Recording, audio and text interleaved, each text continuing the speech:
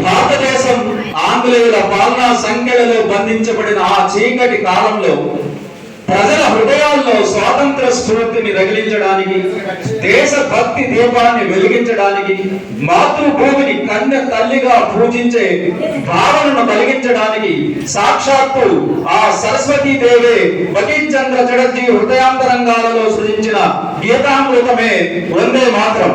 1875లో రచించబడిన వందే మాతర గీతానికి 150 సంవత్సరాలు పూర్తయిన సందర్భంగా వందే మాతర ఔన్నత్యాన్ని స్మరించుకుంటూ రచించిన కవితా సుధే ఇప్పుడు నేను మీకు చెప్పబోయే తల్లి భారత మాత నీకు వందనం.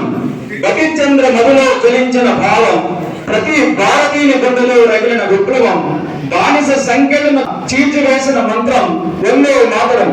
స్వాతంత్ర సమరోత్సవానికి జీవామృతం, కత్తుల కన్నా కరుదైన భారతరంగం, తుపాకుల కన్నా ధీటుగా గలించిన త్యాగగీతం వందే మాతరం.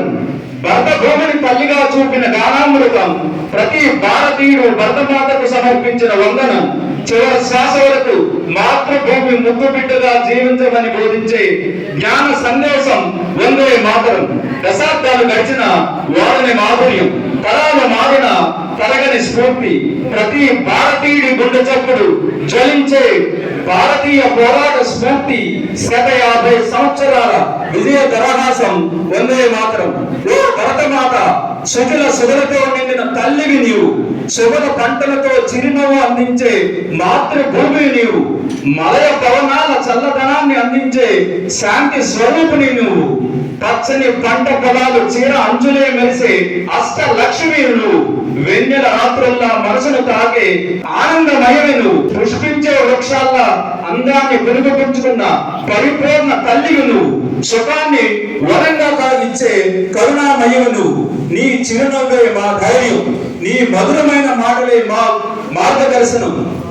భూమి కాదు నువ్వు మా ప్రాణం, దేశం కాదు నువ్వు మమ్ము కన్న తల్లివి. అందుకే భక్తితో తల వంచుకొని చెబుతున్నా వందే మాతరం, వందే మాతరం, వందే మాతరం.